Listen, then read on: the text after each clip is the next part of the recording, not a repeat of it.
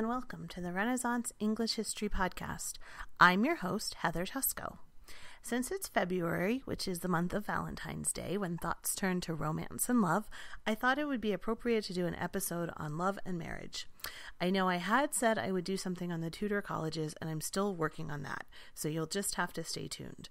So let's get started with a few general thoughts about love and marriage in the Renaissance. One thing to think about is that customs did differ between the period of the early Tudors and Queen Elizabeth. There was a span of over 120 years there, and certainly we can see in our own time that our own views of marriage has changed greatly in the past 120 years. So to take any one time period and use it as a snapshot for the entire Renaissance period wouldn't be accurate.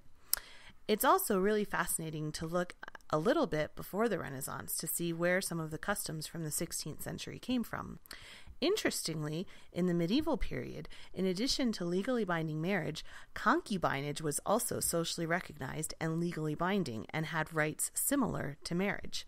If there was no property to be transferred, but one simply wanted companionship, one could enter into a concubine relationship. And also early Frankish society recognized two levels of marriage, one which involved transferring property rights and the other didn't. Moving onwards, by the 16th century, the Catholic Church had formalized marriage into the recognizable institution that we would be familiar with, though there were still some lingering considerations when dealing with the transfer of property. Girls could get married at the age of 12. For boys it was 14, though usually only noble arranged marriages between princes and princesses of different countries had betrothal ceremonies and got married this young. The official age of consent was 21, and Thomas More himself recommended that girls not marry before 18 and boys not before 22. For non-noble families, the average age of marriage was similar to what it is now, around 25 or 26 for men and 23 or 24 for women. This was largely because men needed to finish apprenticeships before they could have the money to support a family.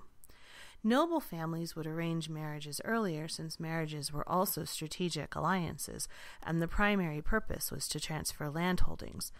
When nobles got married this early, the bride would sometimes go to live with the groom's family and be brought up by her mother-in-law.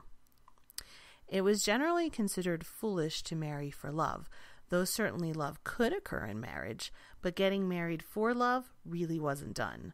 Of course, there are also stories where people did marry for love, like that of Elizabeth Woodville and Edward IV, but the reason we even mention that part of their lives is because it was so extraordinary. Even the lower classes generally had their marriages arranged, though the lower you were in social status, the more say you could have over who your parents picked for you to marry. People assumed that because their parents and relatives were older and wiser than they would be better able to judge potential marriage partners. Wives would become the legal property of their husbands, and prior to the dissolution of the monasteries under Henry VIII and the Protestant Reformation, if a woman was inclined towards not marrying, she could perhaps persuade her parents to let her join a convent, where she could spend her life in prayer and, in theory, away from men. She could even have a career if she chose to become an abbess if she rose that high, or have a position of authority in a convent. After the Reformation, though, that option went away as well. Every woman grew up knowing that she must get married. Otherwise, her father or her brother would have to support her forever. Marriage did mean, though, that you got to be the queen of your own little castle. The woman's domain was in the home, and noble wives would manage entire estates when their husbands were away at court. Men also had to get married to be considered the legal head of a household and hold any sort of public office or hold any other position of responsibility if he was not already a nobleman. Both widows and widowers generally got remarried quickly. While a woman could inherit directly, her signature was not legally binding, so it was kind of tough to do anything with the lands and assets that she may have inherited. Also, if she had children, she would want to remarry so that the children would have someone protecting them. Unmarried widows were especially vulnerable as they got older. Most of the cases of witchcraft accusations, for example, were levied against unmarried widows who did not have a husband to protect them. A man would want to get remarried, especially if he had children, so that he could have someone to raise them. Interesting Interestingly, divorce was actually harder to get under the Protestants than the Catholics in England. With the latter, you just needed a papal dispensation. But with the Protestants, you needed an act of parliament. And either way, only wealthy people were really able to afford divorce. So let's say that your parents have decided on the person of your dreams, or at least your future spouse, and their parents have even agreed. Happy days! When a man and woman got engaged, it was called a betrothal, and the man would give her a ring to wear on her right hand, and that would switch to her left hand after they were married. They would have a contract, and that would be signed, and the contract would outline the dowry that the woman was bringing to the marriage, as well as how the woman would be cared for if the husband died first. Betrothals could be terminated by mutual consent easily enough if, say, you just really can't stand each other, or more than likely your parents really can't stand each other. If only one of you can't stand the other, though, you've got more of a problem. One could withdraw without the permission of the other only if they were guilty of heresy, guilty of infidelity, had a pre-contract or were already married without you knowing, were guilty of drunkenness or wickedness, or if a long separation had occurred between them. A proper wedding was based on 3 things: consent, exchange of tokens, like a ring, and the consummation.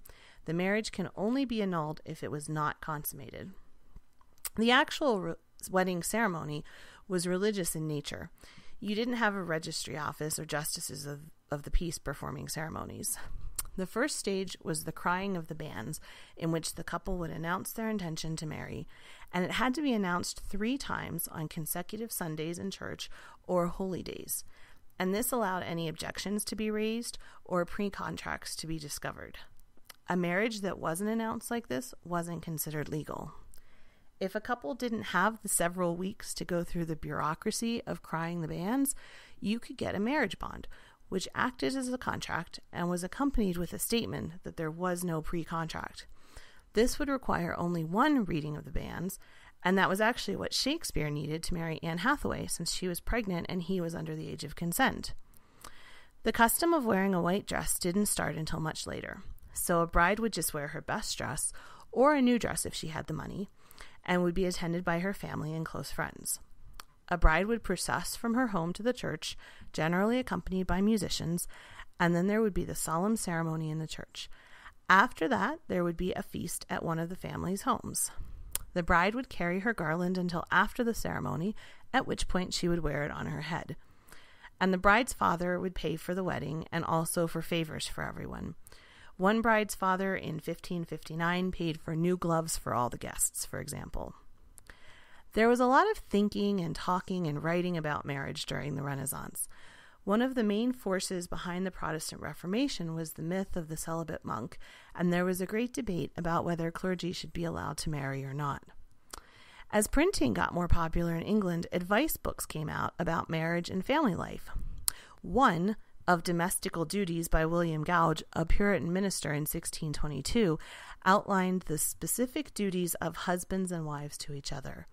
It warned women against such things as a conceit that wives are their husband's equal, and told husbands to offer mild and loving speech to their wives.